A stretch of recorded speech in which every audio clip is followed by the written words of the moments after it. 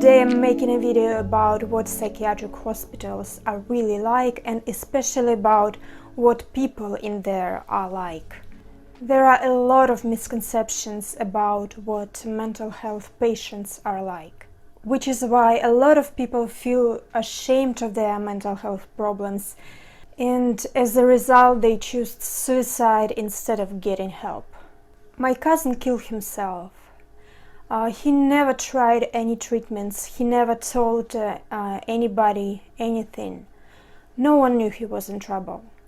A couple of my friends did the same thing, and my father chose to drink himself to death instead of getting help.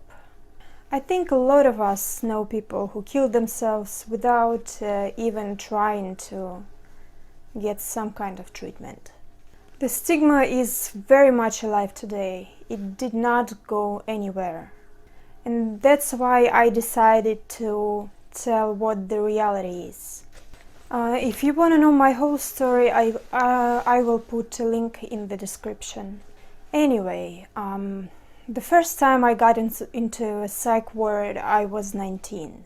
My depression got pretty bad. I couldn't sleep, I couldn't read, I couldn't memorize anything, and I just couldn't function normally in general. After I got admitted, hospital staff took away most of my personal things, my clothes. I could only take with me the most necessary things like toothbrush, soap and things like that. Phone and any other devices were not allowed. So there are about 10 rooms in a regular psych unit. 9 of them are regular, and there is one special room where the hospital staff watches you 24/7. People are usually sent into this watch room if they are experiencing some kind of acute crisis, and new patients are also sent there for observation. So I got sent into that room, and this experience was quite unusual, to say the least.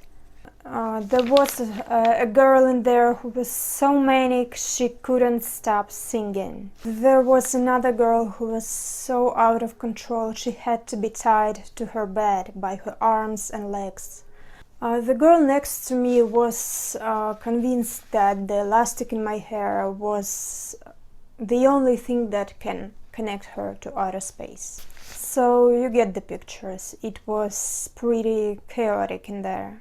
So that whole scene might have been scary for most people, but for me it wasn't, because what was happening inside my head was much worse.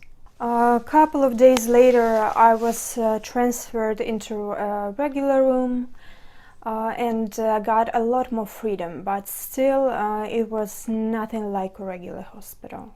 Every day our rooms were carefully searched to make sure we didn't have anything forbidden. We couldn't go outside without supervision. We couldn't even take a shower whenever we wanted to. We could only take a normal shower once a week, and there were also a lot of other restrictions. Most of the people around me seemed completely normal. If I had met them anywhere else, I would have never guessed they had a mental health problem. I also routinely saw people who were completely out of touch with the reality become completely adequate. It usually happened in a matter of days, sometimes weeks. I've never really saw anybody stay mad forever. I also noticed that there are a lot of talented, creatively gifted people in there. I've met several musicians, makeup artists, designers, photographers, and so on. And if you think about it, it makes sense. Creativity is really about the ability to reach transcendent state of mind and express that state of mind in your art. And the greater that ability is, the more likely the person is to cross that thin line between normality and pathology in some way. And that's not to say that every creatively gifted person is destined to become sick, of course not.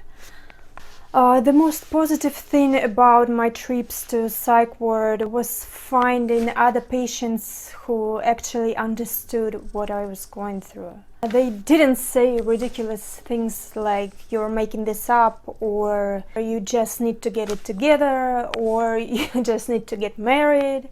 Yeah, I heard that one a lot. I didn't have to explain anything to them. They knew the severity of it. They knew it was real because they were going through the same stuff. And that really, really meant a lot for me. I did not get that kind of understanding neither from my friends and family nor from doctors, unfortunately. In the beginning, doctors seemed to believe me, but as they saw that I'm not responding adequately to any of the drugs they gave me, they started to imply that I'm making a big deal out of nothing. They said things like, everybody has suicidal thoughts. They also said that you don't feel well because you're not doing anything, which didn't make any sense because throughout most of my illness I was a really high achiever and things fell apart only in the later stages when my depression got severe. So it was just very, very hurtful to hear these things. There were some doctors who saw that there is something seriously wrong with me and who treated me with compassion and who genuinely tried to help me. And I will forever be grateful to them. But unfortunately, they were the exception. They were not the rule. Depression is invisible. And the situation when doctors dismiss your symptoms is pretty common. And that's why getting to know other people who were going through the same thing was so valuable to me. And generally, atmosphere in the psych ward was pretty nice every time I got there. Patients were usually supportive and understanding to one another. And that's quite different from the real world. The real world is full of bullying and gossiping and backstabbing. And yet there's this perception that psych ward patients are some kind of dangerous freaks that you cannot reason with. And that is not true at all, at all. Acute crises are usually managed in a matter of days, and the rest of the time the patients are just like the other people, if not better. So if you're watching this, please don't deny people their humanity just because they have a psychiatric diagnosis. That's it, that's all I've got to say for today. Please subscribe to spread mental health awareness. Hit the like button if you liked this video, and I'll see you next time.